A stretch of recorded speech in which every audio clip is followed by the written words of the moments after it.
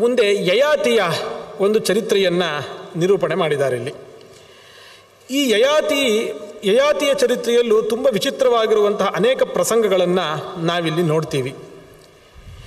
ಈ ಯಯಾತಿ ಅವನು ಅಕಾಲದಲ್ಲಿ ತಾನು ಮುಪ್ಪನ್ನು ಹೊಂದುವಂತಹ ಪ್ರಸಂಗ ಬರುತ್ತೆ. ಅದಕ್ಕೆ ಅವನದ್ದು ಒಂದು ಅಪರಾಧ ಅಲ್ಪ ಮಟ್ಟಿಗೆ ಕಾರಣ ಆಗಿರುತ್ತೆ. ಈ ಶುಕ್ರಾಚಾರ್ಯರು ಅವರು ದೈತ್ಯರ ಗುರುಗಳು, ಪ್ರಸಿದ್ಧವಾಗಿರುವಂತಹ ವಿಚಾರ. ಆಗ ದೈತ್ಯರು ಒಂದೊಂದು ಸಮಯದಲ್ಲಿ ದೈತ್ಯರಿಗೆ ನಾಯಕರು ಬೇರೆ ಬೇರೆ ಇರ್ತಾರೆ. ಬಲಿಚಕ್ರವರ್ತಿ ಇದ್ದಂತೆ, ಪ್ರಹ್ಲಾದ ಇದ್ದಂತೆ. ಹಾಗೆ ಆಗ ವೃಷಪರ್ವ ಅನ್ನುವಂತಹ ಒಬ್ಬ ದೈತ್ಯರ ರಾಜ ಇರ್ತಾನೆ. ಈ ಶುಕ್ರಾಚಾರ್ಯರು ದೈತ್ಯರ ಗುರುಗಳಾಗಿರ್ತಾರೆ. ಶುಕ್ರಾಚಾರ್ಯರ ಮಗಳು ದೇವಯಾನಿ, ಆ ರಾಜನ ಮಗಳು ಶರ್ಮಿಷ್ಠ ಅಂತ ಹೇಳಿ. ಅವರಿಬ್ಬರೂ ಕೂಡ ಸ್ನೇಹಿತರು. ಕೊನೆಗೆ ಯಾವುದೋ ಒಂದು ಬಟ್ಟೆಯ ವಿಷಯಕ್ಕೆ ಎಲ್ಲ ವಿಹಾರ ಮಾಡಲಿಕ್ಕೆಲ್ಲ ಹೋಗಿರ್ತಾರೆ. ಜಲಕ್ರೀಡೆ ಆಡಿದಾಗ ಈ ಬಟ್ಟೆ ವ್ಯತ್ಯಾಸ ಆಗಿಬಿಟ್ಟಿರುತ್ತೆ. ಒಬ್ಬರು ಬೇರೆ ಬಟ್ಟೆ ಉಟ್ಕೊಂಡ್ಬಿಟ್ಟಿರ್ತಾಳೆ. ದೇವಯಾನಿ ತಾನು ರಾಜನ ಮಗಳ ಶರ್ಮಿಷ್ಠೆಯ ಬಟ್ಟೆಯನ್ನು ಉಟ್ಕೊಂಡ್ಬಿಟ್ಟಿರ್ತಾಳೆ ಸ್ನಾನ ಎಲ್ಲ ಮುಗಿಸಿ ಬರೋಷ್ಟೊಳಗೆ. ಕೊನೆಗೆ ನಾನು ರಾಜನ ಮಗಳು, ನನ್ನ ಬಟ್ಟೆ ನೀನು ಉಡೋದಾ ನೀನು ಅಂತ ಹೇಳಿ ವಿವಾದ ಆಗತ್ತೆ. ಕೊನೆಗೆ ವಿವಾದ ಎಲ್ಲ ಆದಾಗ ದೇವಯಾನಿಯನ್ನು, ಅಂದರೆ ಶುಕ್ರಾಚಾರ್ಯರ ಮಗಳು ದೇವಯಾನಿಯನ್ನು ಬಾವಿಗೆ ತಳ್ಳಿಬಿಟ್ಟು ಇವಳು ಹೋಗಿಬಿಡ್ತಾಳೆ. ಸರಿ, ಶುಕ್ರಾಚಾರ್ಯರಿಗೆ ಚಿಂತೆ ಆಗುತ್ತೆ. ಕೊನೆಗೆ ಅವಳ ಬಾವಿಲಿರ್ತಾಳೆ, ಇವರೆಲ್ಲ ಹೋಗಿಬಿಟ್ಟಿರ್ತಾರೆ. ಅಲ್ಲಿಗೆ ಬರುವಂಥವನು ಆವಾಗ ಯಯಾತಿ ಅವಳನ್ನು ನೋಡಿ ತಾನೇ ಕೈ ಕೊಟ್ಟು ಅವಳನ್ನು ಮೇಲೆ ಕರ್ಕೊಳ್ತಾನೆ, ದೇವಯಾನಿಯನ್ನು ಮೇಲೆ ಕರ್ಕೊಳ್ತಾನೆ. ಆವಾಗ ಹೇಳ್ತಾಳು ಅವಳು, ನೀನು ನನ್ನ ಮದುವೆ ಆಗಲೇಬೇಕು, ನನಗೆ ಹೇಳಿದ್ದಾರೆ ಯಾರು ನನ್ನ ಕೈ ಹಿಡಿದು ಮೇಲೆ ಹತ್ತುತ್ತಾರೋ ಅವರೇ ಮದುವೆ ಆಗೋದು ಅಂಥೇಳಿ, ನೀನು ನನ್ನನ್ನು ಮದುವೆ ಆಗಲೇಬೇಕು ಅಂತ ಹಠ ಹಿಡಿತಾಳೆ. ಕೊನೆಗೆ ಯಯಾತಿಯೊಂದಿಗೆ ಮದುವೆ ಆಗೋ ಪ್ರಸಂಗ ಬರುತ್ತೆ. ಜೊತೆಗೆ ಶರ್ಮಿಷ್ಠೆಯನ್ನು, ಅವಳು ಎಂತಹ ಹಠಮಾರಿ ಇರ್ತಾಳೆ ಅಂತಂದರೆ, ರಾಜಕುಮಾರಿಯಾಗಿರುವ ಶರ್ಮಿಷ್ಠೆಯನ್ನು ತನ್ನ ದಾಸಿಯನ್ನಾಗಿ ಮಾಡಿಕೊಂಡು ತನ್ನ ಜೊತೆಗೆ ಕರ್ಕೊಂಡು ಹೋಗ್ತಾಳೆ. ಶುಕ್ರಾಚಾರ್ಯರು ರಾಜನಿಗೆ ಬೈತಾರೆ, ನನ್ನ ಮಗಳಿಗಿಂತ ಅನ್ಯಾಯ ಆಗಿದೆ, ಹಾಗಾಗಿ ದಾಸಿಯಾಗಿ ಹೋಗಬೇಕು ಅಂತ ಒಪ್ಪಿಸಿ, ಕೊನೆಗೆ ಶರ್ಮಿಷ್ಠೆ ತಾನು ರಾಜಕುಮಾರಿಯಾಗಿದ್ದರೂ ಕೂಡ ದೇವಯಾನಿಯ ದಾಸಿಯಾಗಿ ಜೊತೆಗೆ ಹೋಗ್ತಾಳೆ. ದಾಸಿಯಾಗಿ ಅಲ್ಲೇ ಇರ್ತಾಳೆ. ಆದರೆ ಅಲ್ಲೇನಾಗುತ್ತೆ, ಈ ಯಯಾತಿಗೆ ದೇವಯಾನಿಯಲ್ಲಿ ಇಬ್ಬರು ಮಕ್ಕಳಾಗಿರ್ತಾರೆ, ಯದು ಮತ್ತು ತುರುವಸು ಅಂತ. ಮತ್ತು ಈ ದೇವಯಾನಿಗೆ ಗೊತ್ತಾಗದೇ ಇರುವಂತೆ ಶರ್ಮಿಷ್ಠೆಯನ್ನು ಕೂಡ ಪತ್ನಿಯನ್ನಾಗಿ ಸ್ವೀಕಾರ ಮಾಡಿಬಿಟ್ಟಿರ್ತಾನವನು. ಈ ದೇವಯಾನಿಗೆ ಗೊತ್ತಿರೋದಿಲ್ಲ. ಆ ಶರ್ಮಿಷ್ಠೆಯಲ್ಲಿ 3 ಜನ ಮಕ್ಕಳಾಗಿರ್ತಾರೆ, ದೃಹ್ಯ, ಅನು ಮತ್ತು ಪೂರು ಅಂತ 3 ಜನ ಮಕ್ಕಳಾಗಿರ್ತಾರೆ. ಈ ದೇವಯಾನಿ ಎಷ್ಟೋ ವರ್ಷಗಳಾದ ಮೇಲೆ ಈ ಶರ್ಮಿಷ್ಠೆ ಇರುವಂತಹ ಜಾಗಕ್ಕೆ ಹೋದಾಗ 3 ಜನ ಮಕ್ಕಳು ಕಾಣ್ತಾರೆ. ನೋಡಿದ್ರೆ ಯಯಾತಿಯ ಸಾರೂಪ್ಯ ಕಾಣಿಸ್ತದೆ. ಯಯಾತಿ ಥರನೇ ಇದ್ದಾನಲ್ಲ, ಮಕ್ಕಳೆಲ್ಲ ಹೀಗಿದ್ದಾರಲ್ಲ, ನಮ್ಮ ಯಜಮಾನ್ರ ಥರ ಇದ್ದಾರಲ್ಲ. ಅವಳಿಗೆ ಸಂಶಯ ಬರುತ್ತೆ. ಕೊನೆಗೆ ಮಾತಾಡಿಸಿ ಎಲ್ಲ ಮಕ್ಕಳನ್ನೆಲ್ಲ ಕೇಳಿ ನೋಡಿದಾಗ ಗೊತ್ತಾಗ್ಬಿಡುತ್ತೆ ಅವಳಿಗೆ, ನನಗೆ ಗೊತ್ತಿಲ್ಲದೆ ಇರುವಂತೆ ಪತ್ನಿಯನ್ನಾಗಿ ಸ್ವೀಕಾರ ಮಾಡೋದು ಒಂದು ಸಿಟ್ಟು, ಇನ್ನೊಂದು ಸಿಟ್ಟೇನು ಅಂದರೆ ನನ್ನ 2 ಮಕ್ಕಳು, ಅವಳಿಗೆ 3 ಜನ ಮಕ್ಕಳು. ಇಷ್ಟು ಸಿಟ್ಟು ಬರುತ್ತೆ ಅವಳಿಗೆ. ಸಿಟ್ಟು ಬಂದಾಗ ಕೊನೆಗೆ ತಂದೆ ಹತ್ರ ಹೋಗಿ ಚಾಡಿ ಹೇಳ್ತಾಳೆ. ಶುಕ್ರಾಚಾರ್ಯರು ಸಿಟ್ಟು ಬಂದು, ಹೀಗೆ ನನ್ನ ಮಗಳಿಗೆ ಅನ್ಯಾಯ ಮಾಡಿದ್ಯಾದ್ರಿಂದ ನಿನಗೆ ಅಕಾಲಿಕವಾಗಿ ಮುಪ್ಪು ಬರಲಿ, ಈಗಲೇ ನೀನು ಮುದುಕನಾಗಿ ಹೋಗು ನೀನು ತತ್ಕ್ಷಣದಲ್ಲೇ ಅಂತ ಶಾಪ ಕೊಟ್ಬಿಡ್ತಾರೆ. ಮುದುಕನಾಗಿ ಹೋಗ್ಬಿಡ್ತಾನವನು ಯಯಾತಿ. ಇನ್ನು ಚಿಕ್ಕ ವಯಸ್ಸು, ಮುದುಕನಾಗ್ಬಿಟ್ಟಿದ್ದಾನೆ. ಹೋಗಿ ಕೇಳ್ತಾನೆ, ಇದೆಂಥ ಅನ್ಯಾಯ, ನಾನು ಈ ಥರ ಒಂದು ತಪ್ಪಾಗಿರಬಹುದು, ನಿಮ್ಮ ಮಗಳಿಗೂ ಕೂಡ ಹಾನಿ ಇದೆ ಅಂತ ಇಷ್ಟೆಲ್ಲ ಹೇಳಿದಾಗ ಅವರೇನು ಹೇಳ್ತಾರೆ ಅಂದರೆ, ಒಂದು ಕೆಲಸ ಮಾಡು, ಹಾಗಿದ್ರೆ ಮುಪ್ಪು ಬರಲಿ ನಾನು ಹೇಳಿದ್ದೀನಿ, ಅದು ಬೇಡ ಅಂತ ಅನ್ಲಿಕ್ಕೆ ಸಾಧ್ಯ ಇಲ್ಲ. ಬೇಕಾದರೆ ನಿನ್ನ ಮುಪ್ಪನ್ನು ನೀನು ಬೇರೆಯವ್ರ ಜೊತೆ ಬದಲಾಯಿಸ್ಕೋಬಹುದು. ಯಾರಾದರೂ ಯುವಕರ ಹತ್ರ ಹೋಗಿ ನನ್ನ ಮುಪ್ಪು ನೀ ತಗೋ, ನಿನ್ನ ಯೌವನ ನನಗೆ ಕೊಡು ಅಂತ ಬೇಕಾದರೆ ಅದ್ರ ಬದಲು ಮಾಡ್ಕೊಳ್ಳಿಕ್ಕೆ ಅವಕಾಶ ಕೊಡ್ತೀನಿ ಅಂಥೇಳಿ ಶುಕ್ರಾಚಾರ್ಯ ಹೇಳಿ ಕಳಿಸ್ತಾರೆ. ಆಗ ಯಯಾತಿ ಬಂದು ಎಲ್ಲ ಮಕ್ಕಳ ಹತ್ರನೂ ಕೂಡ ಒಬ್ಬೊಬ್ಬರ ಹತ್ರನೇ ಬಂದು ಕೇಳಲಿಕ್ಕೆ ಶುರು ಮಾಡ್ತಾನೆ. ನನ್ನ ಮುಪ್ಪನ್ನು ನೀನು ತಗೊಳ್ಬಹುದಾ ಅಂತ ಒಬ್ಬೊಬ್ಬರ ಹತ್ರನೇ ಬಂದು ಕೇಳ್ತಾನೆ. ದೇವಯಾನಿಯ 2 ಮಕ್ಕಳ ಹತ್ರ, ಯದು ಮತ್ತು ತುರುವಸು ಹತ್ರ ಬಂದು ಅವನು ಕೇಳ್ತಾನೆ, ಜರಾಮ್ಯೆ ಪ್ರತಿಗೃಹೀಶ್ವ, ನೀನು ನನ್ನ ಮುಪ್ಪನ್ನು ತೆಗೆದುಕೊಂಡು ನಿನ್ನ ಯೌವನ ಕೊಡು ಅಂತ. ಅದಕ್ಕೆ ಯದು ಹೇಳ್ತಾನೆ, ಸಾಧ್ಯನೇ ಇಲ್ಲ, ಯಾಕೆಂದರೆ ಅನಿರ್ದಿಷ್ಟ ಮಯಾಭಿಕ್ಷಾ ಬ್ರಾಹ್ಮಣಸ್ಯ ಪ್ರತಿಶ್ರುತ ಸಾಚ ವ್ಯಾಯಾಮ ಸಾಧ್ಯಾವೈ ನ ಗ್ರಹಿಷ್ಯಾಮಿ ತೇಜರಾಮ್. ನಾನು ಬ್ರಾಹ್ಮಣರಿಗೆಲ್ಲ ಅನ್ನದಾನ ಮಾಡ್ತೀನಿ, ಭಿಕ್ಷೆಯನ್ನು ಹಾಕ್ತೀನಿ ಅಂತ ಹೇಳಿ ಸಂಕಲ್ಪ ಮಾಡಿಬಿಟ್ಟಿದ್ದೀನಿ. ಅದೆಲ್ಲ ಮಾಡಬೇಕು ಅಂದರೆ ಬಹಳಷ್ಟು ಶಕ್ತಿ ಬೇಕಾಗುತ್ತೆ, ದೇಹದಲ್ಲಿ ಶ್ರಮಪಟ್ಟು ಮಾಡಬೇಕಾಗಿರುವಂತಹ ಕೆಲಸಗಳು. ನಿನ್ನ ಮುಪ್ಪನ್ನು ತಗೊಂಡ್ರೆ ನನಗೆ ಅದು ಯಾವುದೂ ಕೂಡ ಮಾಡಲಿಕ್ಕೆ ಸಾಧ್ಯ ಇಲ್ಲ. ಜೊತೆಗೆ ಜರಯ ಬಹವೋ ದೋಷಾಹ ಪಾನಭೋಜನ ಕಾರಿಣಃ, ಮುಪ್ಪು ಬಂತು ಅಂದರೆ ಸಮಸ್ಯೆಗಳೇ ಜಾಸ್ತಿ. ಬೇಕಾದದ್ದನ್ನು ತಿನ್ನುವಂತಿಲ್ಲ, ಬೇಕಾದದ್ದನ್ನು ಉಣ್ಣುವಂತಿಲ್ಲ, ಬೇಕಾದಲ್ಲಿ ಹೋಗುವಂತಿಲ್ಲ. ಹಾಗಾಗಿ ನಿನ್ನ ಮುಪ್ಪನ್ನು ನಾನು ತೆಗೆದುಕೊಳ್ಳೋದಿಲ್ಲ ಅವ್ರು ಹೇಳ್ತಾನೆ. ತುರ್ವಸು ಅವನು ಕೂಡ ಅದೇ ಥರ ಹೇಳ್ತಾನೆ, ನಕಾಮಯೇ ಜರಾಂ ತಾತ, ನಾನು ನಿನ್ನ ಮುಪ್ಪನ್ನು ಸ್ವೀಕಾರ ಮಾಡೋದಿಲ್ಲ, ನಮಗೆ ಬೇಕಾದಂತೆ ನಾವು ಜೀವನ ಮಾಡಲಿಕ್ಕೆ ಆಗೋದಿಲ್ಲ ಆವಾಗ, ಅದನ್ನು ನಾನು ಸ್ವೀಕಾರ ಮಾಡಲ್ಲ ಅಂತ ಹೇಳ್ತಾನೆ. ಶರ್ಮಿಷ್ಠಯ್ಯ ಮಕ್ಕಳು ದೃಹ್ಯು ಅನು ಪೂರು. ದೃಹ್ಯು ಹತ್ರ ಹೋಗಿ ಕೇಳಿ ನೋಡ್ತಾನೆ. ದೃಹ್ಯು ಹೇಳ್ತಾನೆ, ನಗಜಂ ನರಥಂ ನಾಶ್ವಂ ಜೀರ್ಣೋ ಭುಂಕ್ತೆ. ಯಾವರಿಗೆ ಮುಪ್ಪು ಬರಿರುತ್ತೋ ಅವರು ತಮಗೆ ಬೇಕಾದಂತೆ ಆನೆಯ ಮೇಲೆ, ಕುದುರೆ ಮೇಲೆ ಎಲ್ಲಿ ಬೇಕೋ ಅಲ್ಲಿ ಹತ್ತಿ ಓಡಾಡ್ಲಿಕ್ಕೆ ಸಾಧ್ಯ ಇಲ್ಲ, ಬೆನ್ನು ಬಿದ್ದು ಹೋಗ್ಬಿಟ್ಟಿರುತ್ತೆ ಅವರಿಗೆ. ನಸಂಗಶ್ಚಾಸ್ಯ ಭವತಿ, ವಾಗ್ಭಂಗಶ್ಚಾಸ್ಯ ಭವತಿ ಅಂತ ಮಹಾಭಾರತದಲ್ಲಿದೆ. ವಾಗ್ಭಂಗ ಅಂತಂದರೆ ಮಾತಾಡ್ಲಿಕ್ಕಾಗೋದಿಲ್ಲ ಅಂತ ಒಂದರ್ಥ. ಯಾರು ಅವ್ರು ಮಾತಾಡಲಿಕ್ಕೆ ಬಿಡಲ್ಲ, ಯಾರು ಅವ್ರಿಗೆ ಬೆಲೆನೇ ಕೊಡೋದಿಲ್ಲ, ವಯಸ್ಸಾದವರಿಗೆ ಯಾರು ಮನೆಯಲ್ಲಿ ಬೆಲೆ ಕೊಡೋದಿಲ್ಲ. ಹಾಗಾಗಿ ನಾ ಅದನ್ನು ಸ್ವೀಕಾರ ಮಾಡಲಿಕ್ಕೆ ತಯಾರಿಲ್ಲ, ಬೇಡ ಅಂತ ಹೇಳ್ತಾನೆ. ಅನುವನ್ನು ಕೇಳಿದಾಗ ಅವನು ಹೇಳ್ತಾನೆ, ಜೀರ್ಣ ಶಿಶುವದಾದತ್ತೆ. ವಯಸ್ಸಾಗೋಯ್ತು ಅಂದರೆ ಮಗುವಿನಂತೆ ಆಗಿಬಿಡ್ತಾರೆ, ಎಲ್ಲ ಮಗುವಿನಂತೆ ಪರಾಧೀನ ಆಗಬೇಕಾಗತ್ತೆ, ಮತ್ತು ಶುಚಿಯಾಗಿ ಇರಲಿಕ್ಕೆ ಸಾಧ್ಯ ಇಲ್ಲ, ಕಾಲಕ್ಕೆ ಅಗ್ನಿಹೋತ್ರವನ್ನು ಮಾಡಲಿಕ್ಕೆ ಸಾಧ್ಯ ಇಲ್ಲ ಅಂಥೇಳಿ ಒಂದಿಷ್ಟೆಲ್ಲ ಕಾರಣಗಳನ್ನು ಕೊಟ್ಟು ಯಾರೂ ಕೂಡ ಒಪ್ಕೊಳ್ಳೋದಿಲ್ಲ. ಕೊನೆಗೆ ಉಳ್ಕೊಂಡಂಥವನು ಪೂರು. ಇವರೆಲ್ಲ ಒಪ್ಕೊಳ್ಳೋದಿಲ್ಲ, ಅದರಿಂದ ನೀವೆಲ್ಲ ರಾಜ್ಯ ಭ್ರಷ್ಟರಾಗಿ ನೀವು ಹಾಗಾಗಿ ಅಂತೆಲ್ಲ ಅವ್ರಿಗೆ ಬೈದು ಹೇಳ್ತಾನೆ. ಪೂರು ಸಂತೋಷವಾಗಿ ಒಪ್ಕೊಂಡ್ಬಿಡ್ತಾನೆ. ಯಥಾನುಮನ್ಯಸೇ ತಾತ ಕರಿಷ್ಯಾಮಿ ತಥೈವಚ, ನೀನೇನು ಹೇಳ್ತೀಯೋ ಹಾಗೆ ನಾನು ಮಾಡಲಿಕ್ಕೆ ತಯಾರಿದ್ದೀನಿ, ಸಂತೋಷವಾಗಿ ಗೃಹಾಣ ಯೌವನಂ ಮತ್ತಃ, ನನ್ನ ಯೌವನವನ್ನು ನೀನು ಸ್ವೀಕಾರ ಮಾಡು, ನೀ ಏನೇನು ಮಾಡಬೇಕು ಅಂತ ಸಂಕಲ್ಪ ಮಾಡಿದ್ಯೋ ಅದನ್ನೆಲ್ಲ ಮುಗಿಸು ಅಂತ ಹೇಳಿ ತನ್ನ ಯೌವನ ಕೊಟ್ಟು ಮುಪ್ಪನ್ನು ಸ್ವೀಕಾರ ಮಾಡಿರ್ತಾನವನು.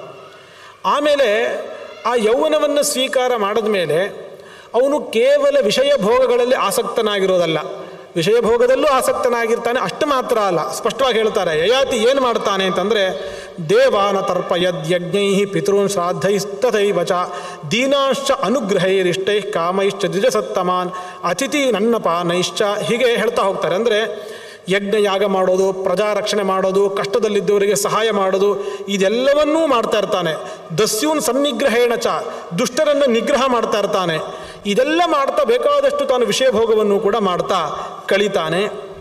ಹೀಗೆ ಅವನು ಸಾವಿರಾರು ವರ್ಷಗಳ ಕಾಲ ತಾನು ಅನುಭವಿಸಿದ ಮೇಲೆ ಅವನಿಗೆ ಅನಿಸುತ್ತಂತೆ, ಇಲ್ಲ ಇದಕ್ಕೆ ಕೊನೆಯೇ ಇಲ್ಲ ಅಂತ ಹೇಳಿ ತನ್ನ ಯೌವನವನ್ನು ವಾಪಸ್ಸು ಕೊಟ್ಟು ಮಗನಿಂದ ಮುಪ್ಪನ್ನು ವಾಪಸ್ ಪಡೆದುಕೊಳ್ತಾನಂತೆ.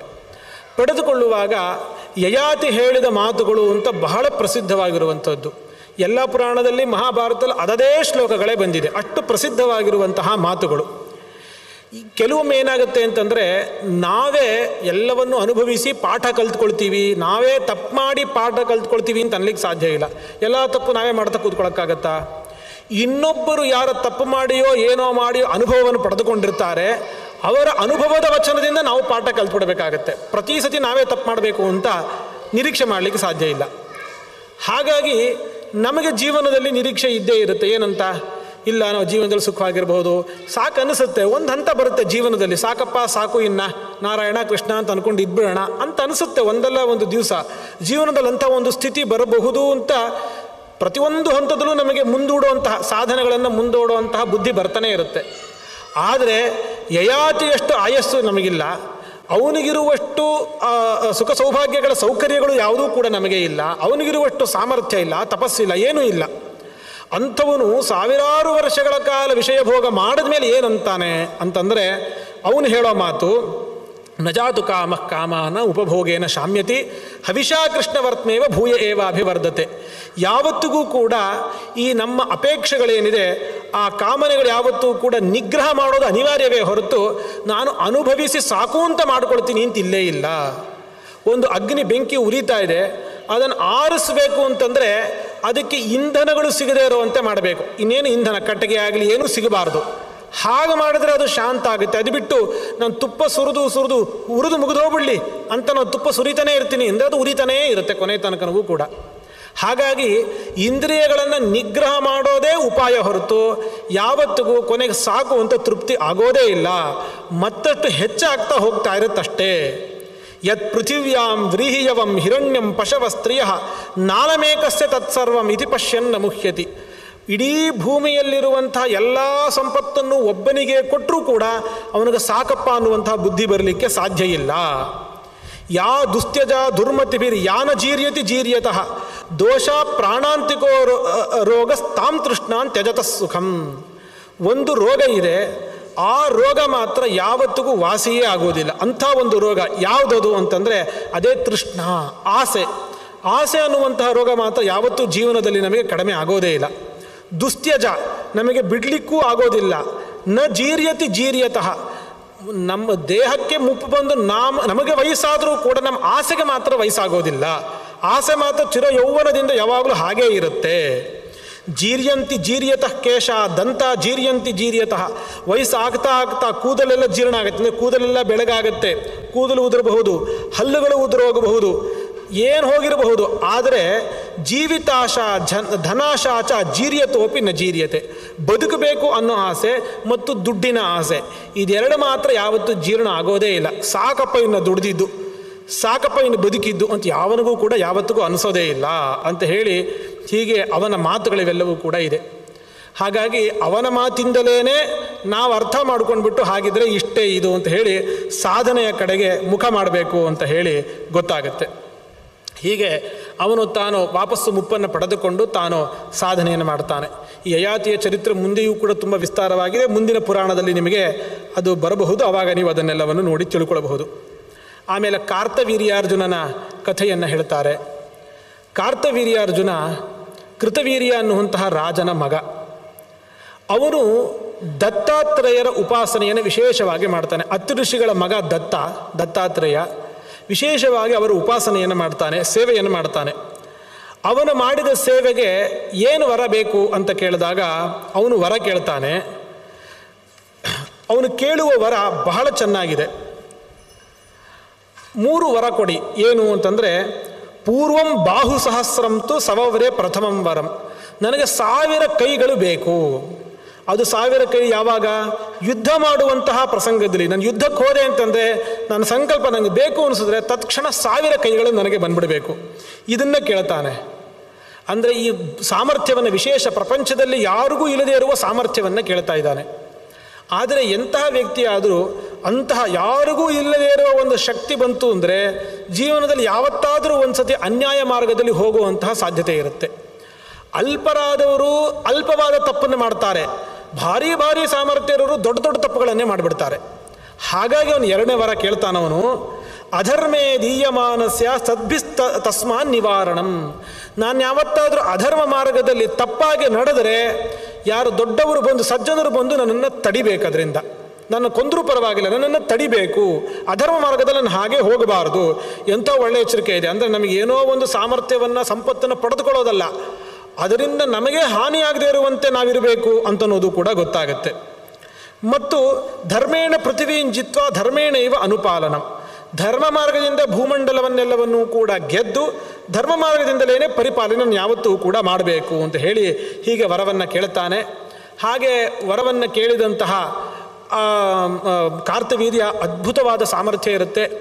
ಇಡೀ 7 ದ್ವೀಪಗಳು ಪೂರ್ತಿಯಾಗಿ ಅಖಂಡವಾಗಿ ಭೂಮಂಡಲ ಪೂರ್ತಿ ಅವನ ಅಧೀನದಲ್ಲಿ ಇರುತ್ತೆ. ಧರ್ಮದಿಂದ ಪರಿಪಾಲನೆ ಮಾಡ್ತಾ ಇರ್ತಾನೆ. ಮಳೆ ಬರಲಿಲ್ಲ ಅನ್ನೋ ಮಳೆ ಬರೆಸ್ತಾ ಇರ್ತಾನೆ. ಬಿಸಿಲು ಬೇಕಾ ಬಿಸಿಲು, ಏನೇನು ಬೇಕು ಎಲ್ಲವನ್ನೂ ಅವನೊಬ್ಬನೇ ಏಕಾಂಗಿಯಾಗಿ ತನ್ನ ತಪಶಕ್ತಿಯಿಂದ ಎಲ್ಲನೂ ಮಾಡ್ತಾ ಇರ್ತಾನೆ. ಮತ್ತು ಕಾರ್ತವೀರ್ಯಾರ್ಜುನನ ಆಡಳಿತದಲ್ಲಿ ಕಳ್ಳತನ ಅಂತನ್ನೋದೇ ಇರೋದಿಲ್ಲ. ಅನಷ್ಟದ್ರವ್ಯಶ್ಚೈವಾಸೀತ್ ನಶೋಕೋ ನಚ ವಿಭ್ರಮಃ, ಜನಗಳಿಗೆ ಕಷ್ಟ ಇರ್ತಾ ಇರಲಿಲ್ಲ, ಕಳ್ಳತನ ಆಗೋದು ಕಳೆದು ಹೋಯಿತು ಅಂತನ್ನೋದು ಯಾವುದೂ ಇರಲಿಲ್ಲ. ಹಾಗಾಗಿ ಇವತ್ತಿಗೂ ಕೂಡ ಏನಾದರೂ ಕಳೆದು ಹೋಯಿತು ಅಂತಂದರೆ ಕಾರ್ತವೀರ್ಯಾರ್ಜುನನ್ನು ಸ್ಮರಣೆ ಮಾಡುವಂತಹ ಕ್ರಮ ಇದೆ. ಕಾರ್ತವೀರ್ಯಾರ್ಜುನೋ ನಾಮ ರಾಜ ಬಾಹು ಸಹಸ್ರವಾನ್ ತಸ್ಯ ಸ್ಮರಣ ಮಾತ್ರೇಣ ಗತಂ ನಷ್ಟಂಚ ಲಭ್ಯತೆ. ಏನಾದ್ರು ಕಳೆದೋಯ್ತು ಮನೆಯಲ್ಲಿ ಅಂತಾದರೆ ಅದನ್ನು ಹುಡುಕಬೇಕು. ನಾವು ಹುಡುಕೋದು ನಮ್ಮ ಕೆಲಸ ಇದ್ದೇ ಇದೆ.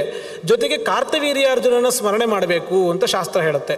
ಅವನ ಸ್ಮರಣೆ ಮಾಡ್ತಾ ಮಾಡ್ತಾ ಹುಡುಕಿದಾಗ ಸಿಗುವಂತಹ ಸಾಧ್ಯತೆ ಹೆಚ್ಚಾಗಿ ಇರುತ್ತೆ ನಮಗೆ. ಹಾಗಾಗಿ ಅದು ಹೇಗೆ ಬಂತು? ಅವನ ತಪಸ್ಸಿನ ಸಾಮರ್ಥ್ಯದಿಂದ ಅವನ ರಾಜ್ಯದಲ್ಲೇ ಎಲ್ಲೂ ಕೂಡ ಕಳ್ಳತನ ಅನ್ನುವಂಥದ್ದೇ ಇರೋದಿಲ್ಲ.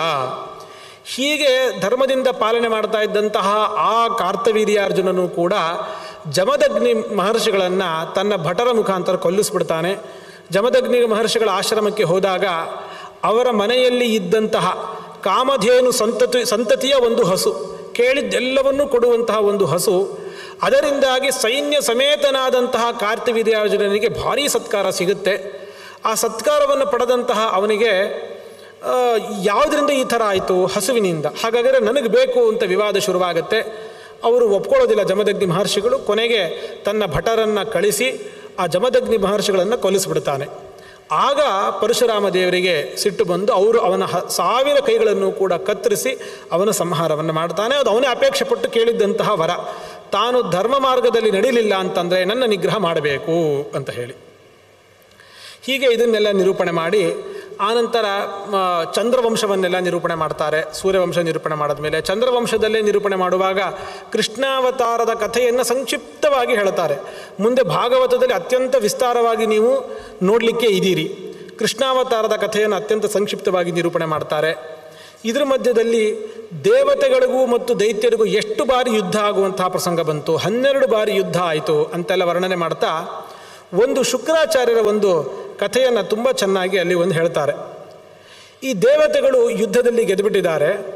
ದೈತ್ಯರಿಗೆ ಅವರು ದೇವಲೋಕ ಸಿಗಲಿಲ್ಲ. ಇವಾಗ ಕೊನೆಗೆ ಏನು ಮಾಡಬೇಕು? ಹೋಗಿ ಕೇಳ್ತಾರೆ ಶುಕ್ರಾಚಾರ್ಯರನ್ನು. ಆಗ ಶುಕ್ರಾಚಾರ್ಯ ಹೇಳ್ತಾರೆ, ಒಂದು ಕೆಲಸ ಮಾಡೋಣ, ನಾನು ತಪಸ್ಸು ಮಾಡಿ ಶಿವನನ್ನು ಕುರಿತು ತಪಸ್ಸನ್ನು ಮಾಡ್ತೀನಿ, ಅವನಿಂದ ಉಪಾಯ ಏನಿದೆ ಅಂತ ಕೇಳಿಕೊಂಡು ಒಂದಿಷ್ಟು ಮಂತ್ರೋಪದೇಶ ಪಡೆದುಕೊಂಡು ಬರ್ತೀನಿ. ಆ ಮಂತ್ರಶಕ್ತಿಯಿಂದ ನಿಮಗೂ ಉಪದೇಶ ಮಾಡ್ತೀನಿ, ನೀವು ಆಮೇಲೆ ಯುದ್ಧ ಮಾಡಿ ಗೆಲ್ಲಬಹುದು. ನಾನು ಬರೋ ತನಕವೂ ಕೂಡ ನೀವೆಲ್ಲರೂ ತಪಸ್ಸು ಮಾಡ್ತಾ ಕಾಡಲ್ಲಿ ಇದ್ಬಿಡಿ. ನೀವು ಅವ್ರು ಬೇರೆ ಎಲ್ಲೂ ಸ್ಥಾನ ಇಲ್ಲ, ಕಾಡಲ್ಲಿ ತಪಸ್ಸು ಮಾಡ್ತಾ ಇರಿ ಅಂತ ಇಷ್ಟು ಹೇಳಿ ಶುಕ್ರಾಚಾರ್ಯರು ಹೋಗಿರ್ತಾರೆ.